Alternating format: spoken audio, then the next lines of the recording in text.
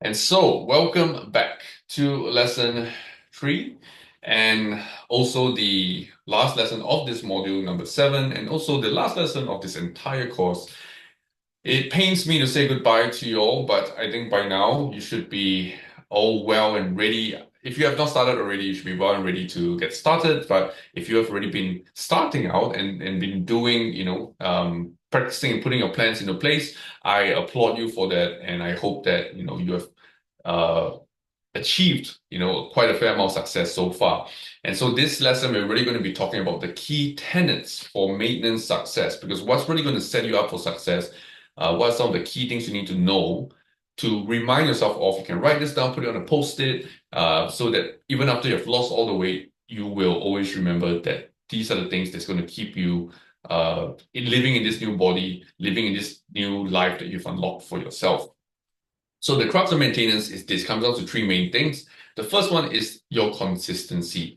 You still want to keep up with your exercise. You still want to keep up with your balanced meals. Now, 70 to 80% of the time is probably where I would suggest.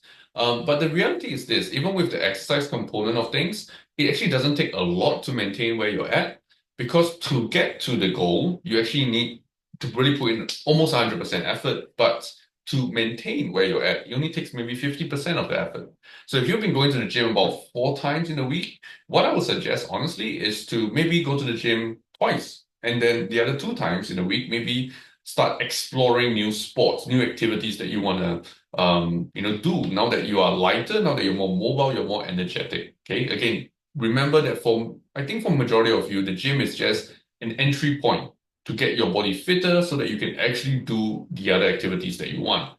Of course, if you're like me and you love the gym and you enjoy training, hey man, I welcome you into my club, and I will say, hey, train 5 times a week even. Let me know. I can always write a program for you. Now, the next part of this maintenance phase, the other main point of it is to focus on non-skill related victories.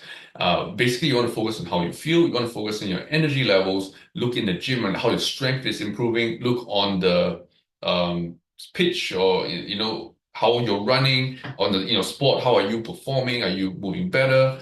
These are all the things that you actually really want to focus on, because overall well-being is still the main point of health and fitness. And the last point to maintenance is that you want to be flexible, because you have to allow room for occasional indulgences while maintaining a healthy baseline. And this is, again, the main reason why we are spending so much time talking about the maintenance process, because for a lot of people, once they go post-diet, they always say, oh, cool, I crash dieted, I ate in a very restrictive way, I got the weight off, but that's not how I'm able to eat for the rest of my life. So I'm just going to I have nothing else to turn to. I'm going to go back to eating how I used to eat. And that is the main problem in the first place, which is not being flexible with the process, looking at foods as, either being good or bad, thinking that, oh, if I ate one dessert, it undoes everything that I worked for. And that's just not true at all. So you want to allow room for the indulgences. If you follow the course up to this point, you will know that by now you can actually do that. You will know how to plan it in, and you will be a master at it, I'm pretty sure. Okay, so you have to be consistent. You have to look at um, victories and progress metrics that are non-skill related, non-weight related, and you also have to learn to keep some level of flexibility.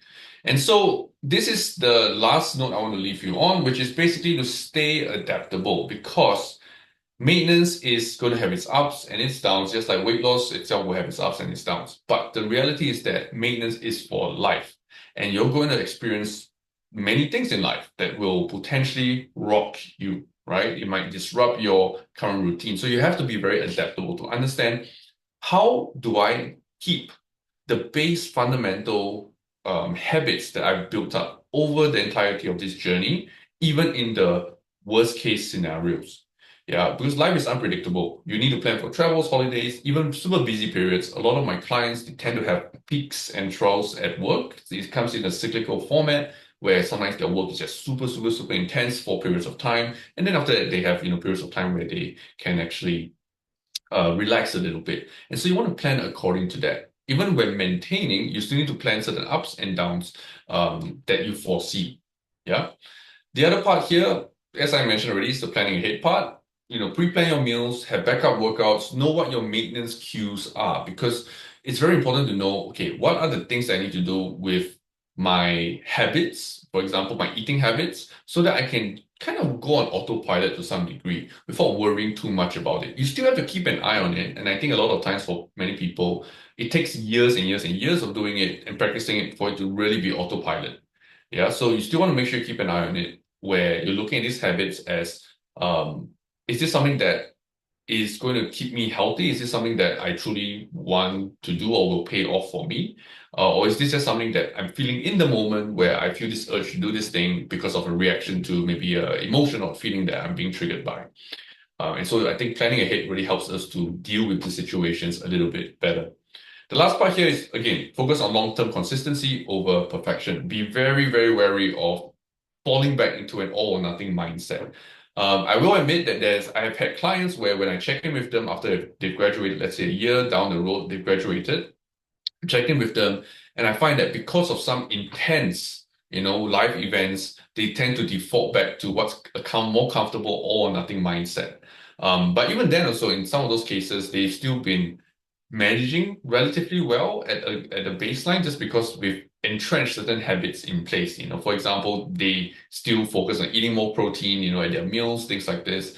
They're still getting some sort of workouts in throughout the week. So you want to be wary of falling back to that trap of this thing of all or nothing. But if you do your plan well and you cement certain habits in place and really, really focus on those fundamentals, you realize that, oh, even in the worst case scenarios, you can actually still do something and you can still make it through and continue making some sort of progress. Because especially in worst case scenarios, really, maintaining where you're at is honestly a fantastic form of progress. Because for most people, the default when things get very unpredictable or tough is that it starts to slide backwards and regress. So, a quick summary on this entire module. Transitioning into maintenance is super important. You want to do so by adjusting your calories, adjusting your macros, and then eventually shifting over away from calorie tracking into your intuitive eating process, learning how to listen to your body and eat exactly what you need, what's enough for you. Uh, this is also one thing that I didn't really focus on too much, but I do want to make a mention of it. If you have a lot of weight to lose, it might be worthwhile for you to break your journey up into very manageable phases if needed. So, what's an example? I've had clients who needed to lose 40 kilos of body weight.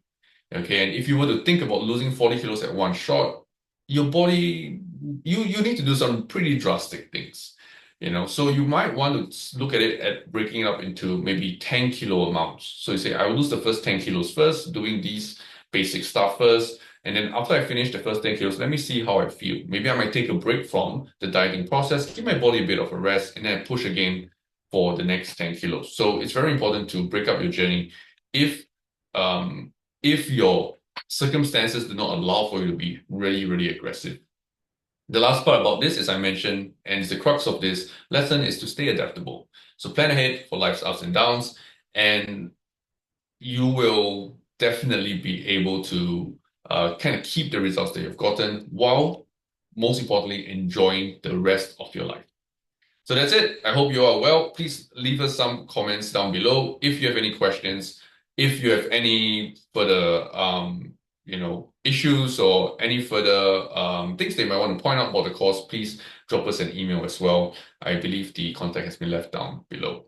So that's it. I'll see you guys next time.